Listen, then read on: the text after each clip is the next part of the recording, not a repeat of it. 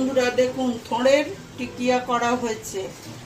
সন্ধ্যেবেলা চায়ের সঙ্গে খাবেন, খুব ভালো লাগবে।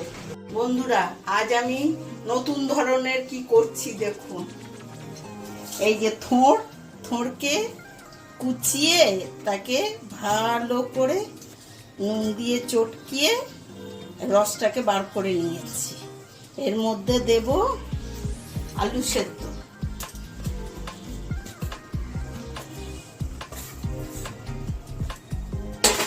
এর মধ্যে আলুটা আগে মেখে নিয়ে এর মধ্যে পেঁয়াজ কুচি আর লঙ্কা, এই যে এর মধ্যে পেঁয়াজ আর লঙ্কা কুচি করে রেখেছি, এটা আদা রসুন গ্রেট করা, আর বেসন দেব, দিয়ে এর মধ্যে একটু ভাজা মশলা দেব, একটু চাট মশলা দেব, একটু পাতিলেবু দেব, দিয়ে এটাকে টিকিয়ার মতো করে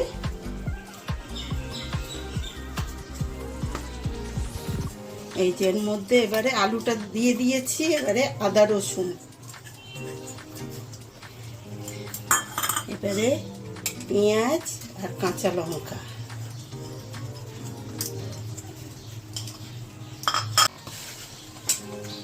এতে একটু হলুদ দিলাম, মানে একটু ভাজা মশলা দাও, গুড় রস আর একটু দাও, এবারে ওই চাট মশলা দাও,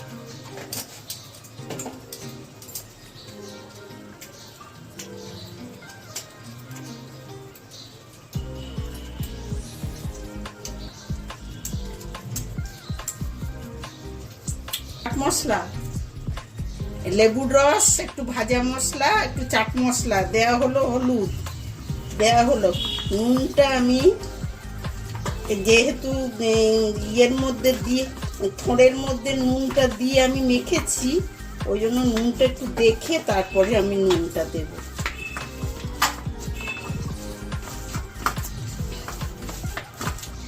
এবারে বেসনটা দেব,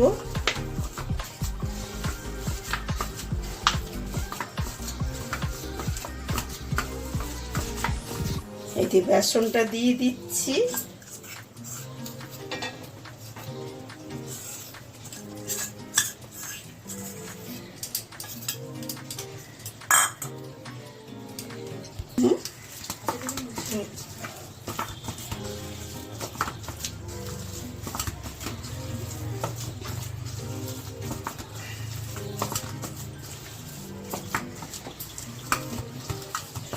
থোড়ের তো ডালনা হয় ছোলা দিয়ে, তারপর নারকেল দিয়ে, তারপরে চিংড়ি মাছ দিয়ে, কিন্তু এরকম করে তো খাওয়া হয় না। এরকম করে নতুন খাবার খেয়ে দেখুন কেমন হয়। তেল দিচ্ছি,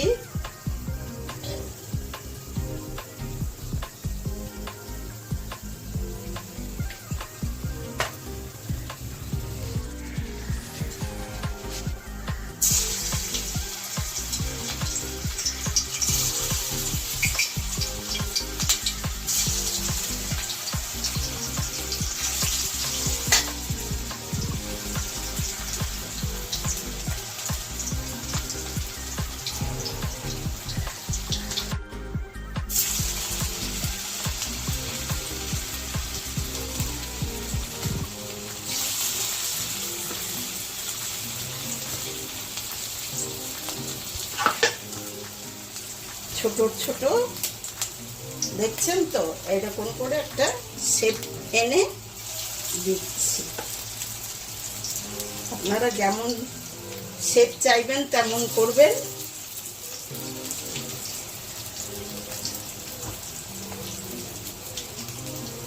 এটা সম্পূর্ণ নিজেদের পছন্দ মতো, নিজেদের পছন্দ মতো যেমন ভালো লাগবে সেই মতো পছন্দ মতো একটা শেপ করবেন, শেপ করে ভাজবেন। দেখুন লাল হয়ে গেছে, এবারে তুলে নেব।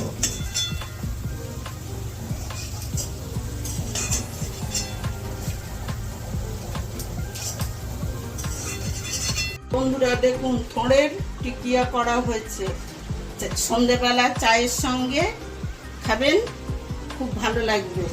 কেমনভাবে বানালাম দেখলেন তো? ওইভাবে বানাবেন, বানিয়ে সন্ধ্যের সময় চায়ের সঙ্গে একদম জমে যাবে।